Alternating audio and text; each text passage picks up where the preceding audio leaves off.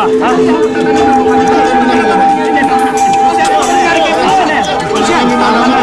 Inidimanda ko kayo! Tama na! Tama na! Tama na! Sir, wala mo malaman bakit nandito siya. Bawal ka eh! Pakisagot lang! Pakisagot lang! Melissa! Sir, wala mo malaman bakit nandito siya. Pakisagot naman!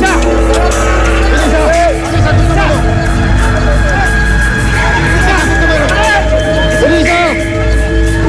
Sir, konting informasyon lang! Wala mo malaman! Melissa! Pakisagot lang! Pakisagot!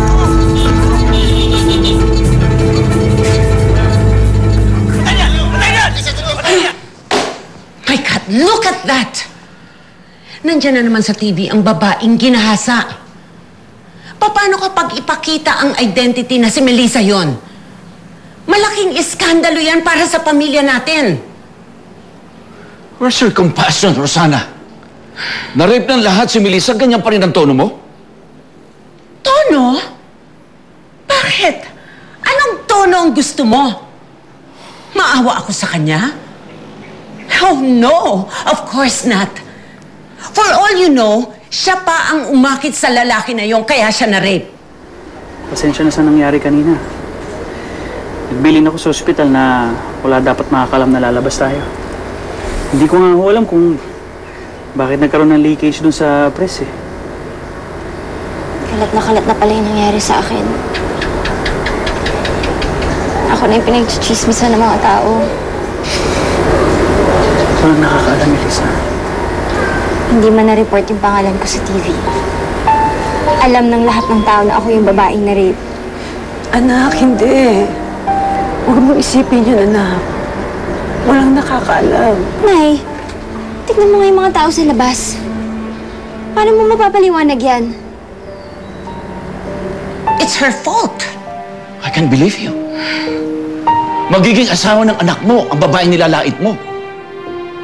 Well, noon pa lang hindi na ako boto sa kanya. Ngayon pa, maduming babae ang si Melissa. At hindi siya nababagay sa uniko iho ko.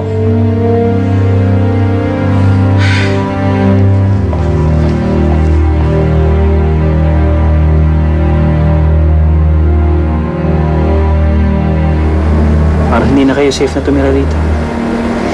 Baka anytime, punta kayo ng mga press dito. Kundi kaya balikan ka nung na-rape sa'yo.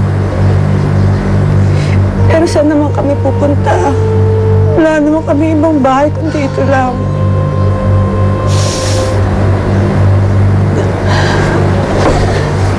Magbalot kaya? Ha? Saan kami pupunta? Sasama na kayo sa akin.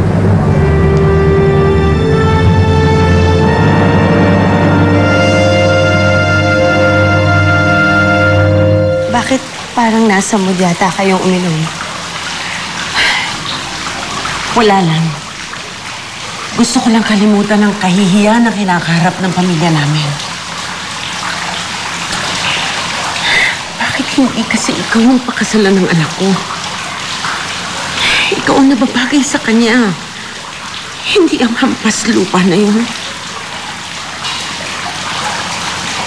Kung madidiktahan ko lang ang puso ni Roberto, noon ko pa ginawa. Nangihinayang nga ako eh. Nasa akin na siya dati, pinakawalan ko pa.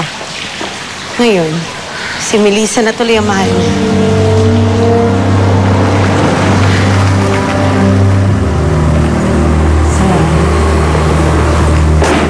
Roberto, parang ayoko naman tumira dito. Nakakaya sa mga magulang mo. Ba't ka naman mahihiya? Eh, magiging magulang mo na rin naman sila kapag nakasal na tayo. What the hell?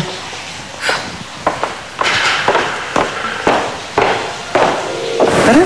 Pero Roberto, Just trust me, Melissa. Sigurado ako matutuwa sila mama at papa na dito muna kayo tumira. Halika na. Anong ginagawa nila dito? Tingnan mo, dala-dala pa ang mga gamit. Huwag mong sabihin titira sila dito. No way! Over my dead, beautiful body.